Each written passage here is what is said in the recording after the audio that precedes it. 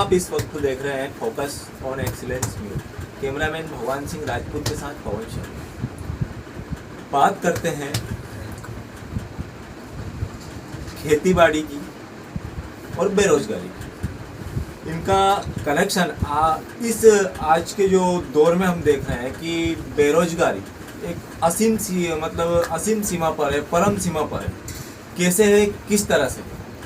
जो 40 से 50% जो बेरोजगार युवा है वो ग्रामीण क्षेत्र से, जो कृषि संबंधित है, जो जॉब भी कर रहे हैं और बेरोजगार भी मान रहे हैं अपने आप को, जैसे जो खेतीबाड़ी कर रहे हैं वो भी अपने आप को बेरोजगार मान रहे हैं। तो किस तरह से मान रहे हैं ये मैं आपको बताता हूँ कि जो खर्च है खेती का वो बहुत ही अधिक है। रासायनिक दवाई का खर्च, खाद का, डीएपी, यूरिया का बहुत ही ज़्यादा खर्च है और इसके बाद भी हमें पर्याप्त मात्रा में जो पैदावार है वो नहीं मिल रही। तो इसका सीधा सीधा असर है कि जो खेती में जो जमीन भूमि में जो नुकसान, इसका गलत असर जो हो रहा है वो बहुत ही ज़्यादा स्तर पर हो रहा है। ऐसे ही हम एक ऐसे इंसान से आपको मिलाते हैं जो गांव मंगेखेड़ी गांव का रहने वाला है और कुछ समय पहले वो जॉब करता था, लगभग 10 से 12 हज़ार रुपये मंथली।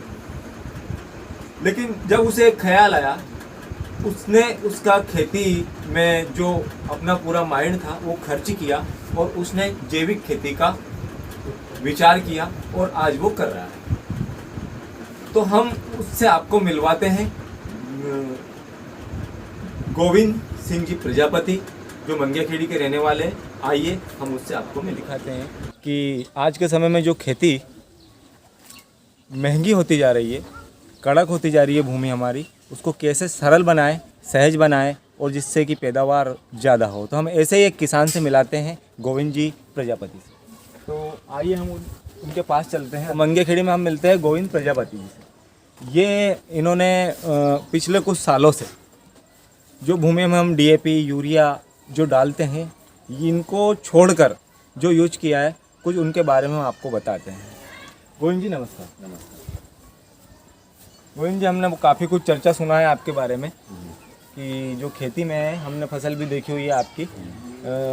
जो आज का जो खाद है हमारा, डीएपी है, यूरिया है, टानी के जो भी है, डालते इसको सभी हैं, लेकिन आप ऐसा क्या खेती में क्या डालते हैं और किस तरीके से करते हैं जो आपकी फसल इतनी पैदावार देती है, और कैसा क्या इसका रिजल्ट है और कैसे क्या इसकी प्रक्रिया, ये हमें बताइए। ये जो आपने जो खेल बना रखी है, इसको क्या है, इसका क्या बोलते हैं, कैसे क्या करते हैं आप? जी सर, मैं डीएपी यूरिया तो यूज़ कर रहा हूँ बहुत सालों पहले से।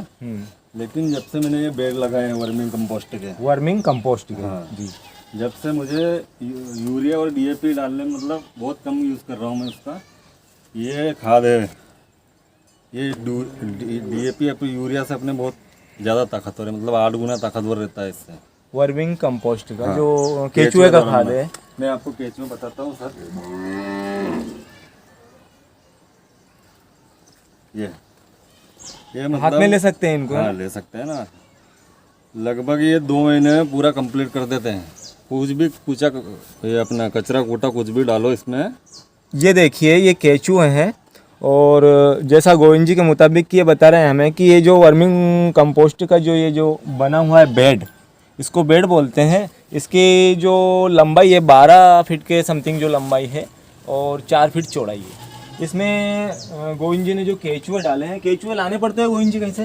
हाँ, लाने पड़ते हैं, एक बार लाने पड़ते हैं। एक बार लाने पड़ते हैं, इसके बाद अपने आप हो जाते हैं। तो इसमें कुछ विशेष नमी जो बनी रहती है। गोविंद जी, इसको मतलब 1 बीघा में हम कितना समथिंग यूज करते हैं? इसका अगर 1 बीघा में अपन 5 क्विंटल यूज़ करें तो कुछ भी डालने की ज़रूरत नहीं है। अच्छा, ना तो डीएपी ना यूरिया। 1 बीघा में यदि 5 क्विंटल के समथिंग यूज करते हैं तो कुछ भी उसमें डालने की जरूरत नहीं। डालने की जरूरत। वैसे गोविंद जी, ये इसमें गोबर के साथ अपन जैसे चारा भूसा कुछ भी डालेंगे तो उसका खाद ही बनाएंगे? कुछ भी डाल दो आप, केवल पत्थर और कांच के टुकड़े नहीं रहने चाहिए।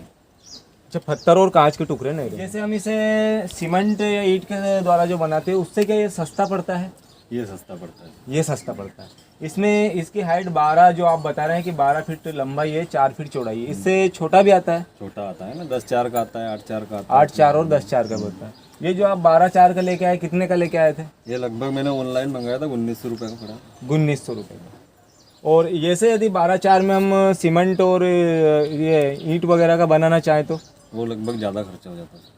अच्छा, फिर भी हमने देखा है कि आपके यहाँ ये भी बना हुआ है, तो कितना समथिंग खर्चा आया हुआ? लगभग उसमें 8-10 हज़ार का लगभग आ जाता 8 से 10 हज़ार का। देखिए किसान बंधु, हम जो ईंट और सीमेंट का जो बनाते हैं उसमें खर्चा आता है। वर्मिंग मतलब जो बेड बनाते हैं, जो हम उसे मतलब अपनी भाषा में ठेल बोलते हैं, उसमें सीमेंट और जो ईंट का बनाते हैं उसमें जो खर्चा आता है 10 से 12 हज़ार रुपये का। और यहाँ जो गोविंद जी ने किया है, गोविंद जी प्रजापति ने, ये 1900 रुपये का जो बेड है, ये जो 1900 रुपये का है, समथिंग कितने साल हो गए गोविंद जी से? लगभग 3 साल हो चुके हैं। 3 साल इसे हो चुके हैं। और किसान बंधु थे, 3 साल बहुत होते हैं। 3 साल यदि एक 1900 रुपये का बेड हमें खाद बना कर दे रहा है, उसमें हम केचुए डालते हैं, तो ये बहुत ही हमारे लिए फायदेमंद है।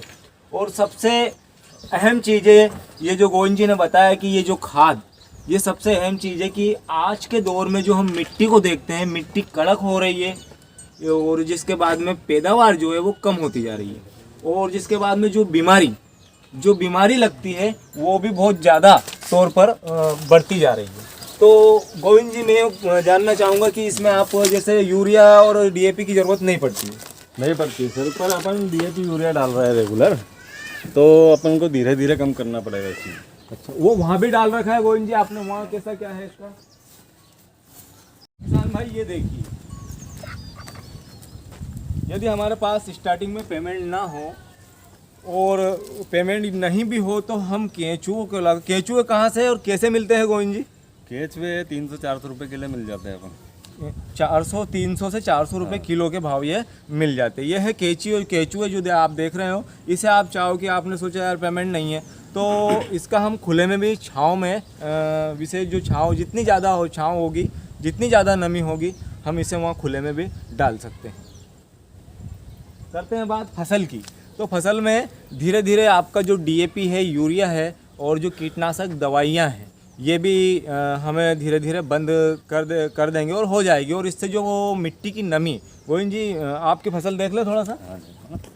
किसान बंधु, 1 बीघा, और यदि हम आपको बताएं कि 1 एकड़ यानी 1.25 बीघा, अब जो गोविंद जी प्रजापति का कहना है कि 1 बीघा में 100 क्विंटल से 125 क्विंटल तक ये प्याज की फसल लेते हैं।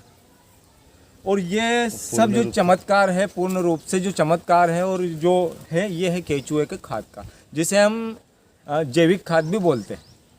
और आज का जो खाद है हमारा डीएपी है, इससे हमारी जो उपजाऊ मिट्टी है वो दिन प्रतिदिन उसकी जो पैदावार जो है वो कम होती जा रही है और कड़क होती जा रही है। मिट्टी जो है वो कड़क होती जा रही है इससे।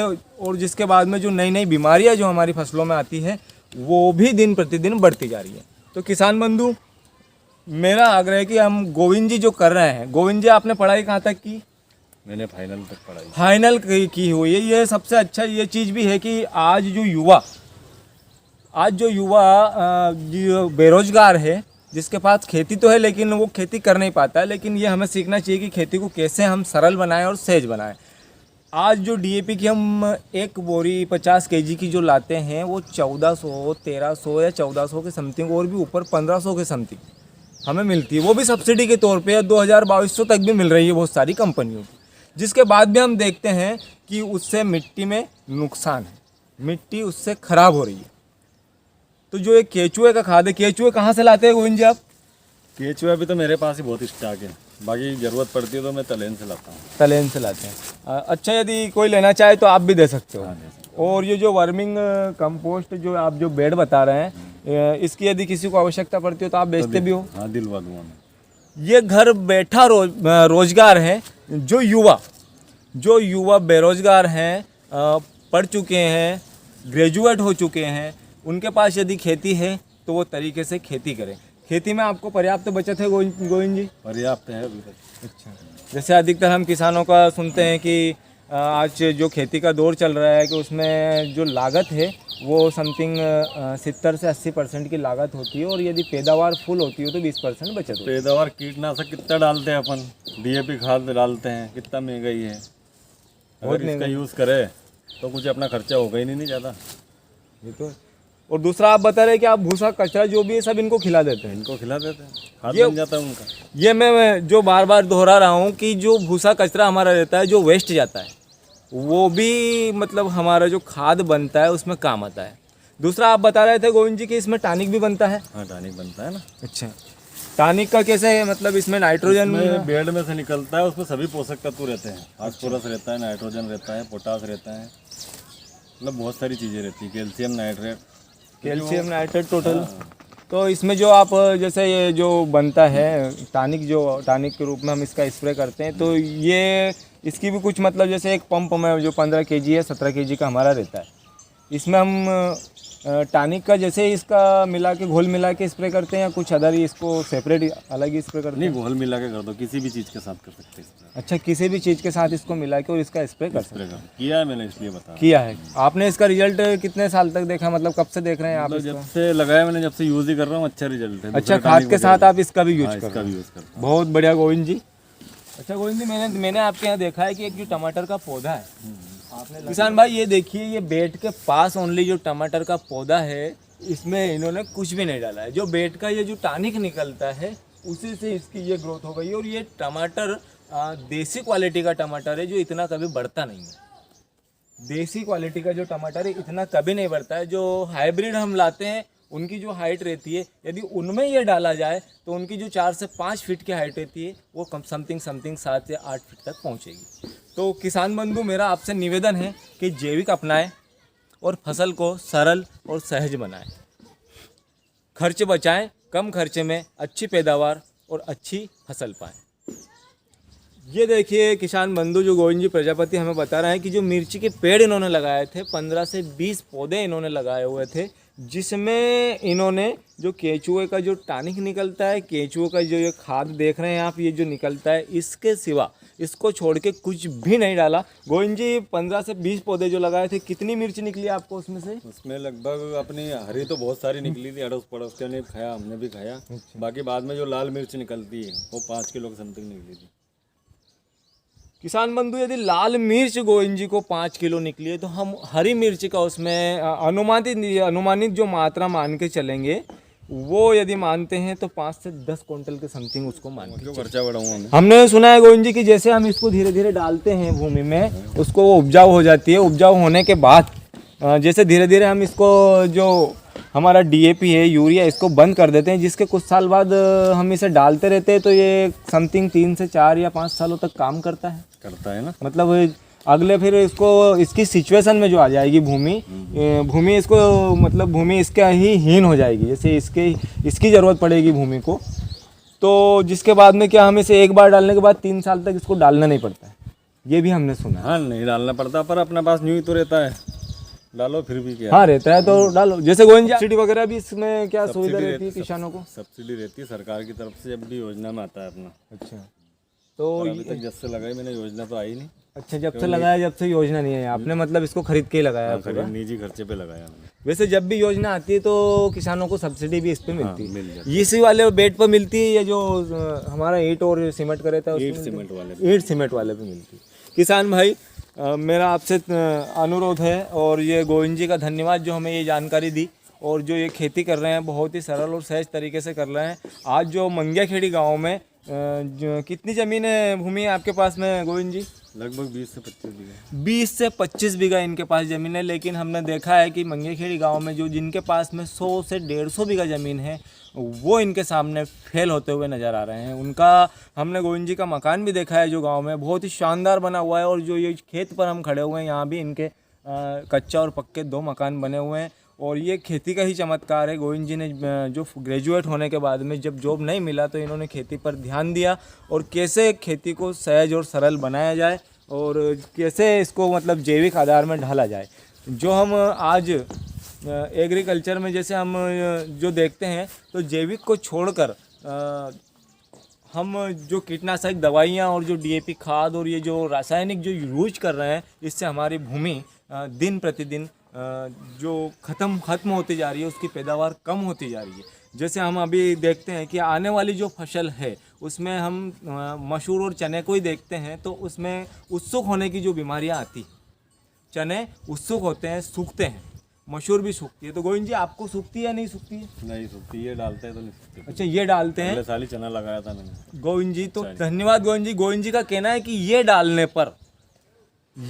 पर जो जैविक हमारा खाद है, केचुए का जो खाद है, इसे यदि डालते हैं तो वो जो हमारे चने और जो मसूर का जो चलन चल रहा है सूखने का, उत्सुक होने का, वो भी नहीं होती है। उसकी भी पैदावार गोविंद जी कितनी ले लेते हैं आप बीघा की, चने की और जो मसूर की बोलते हैं? चने की बीघे में 5 कुंटल ले लेता हूँ, मसूर की 6-7। मसूर की 6-7। धन्यवाद गोविंद जी, आपने हमें जानकारी दी, आपने हमें समय दिया, आपका बहुत बहुत धन्यवाद। और चैनल आपको जो वीडियो पसंद आए तो इसे लाइक और शेयर करना नहीं भूलें। आप बने हुए हैं फोकस न्यूज़, कैमरामैन भगवान सिंह राजपूत के साथ पवन शर्मा। नमस्कार।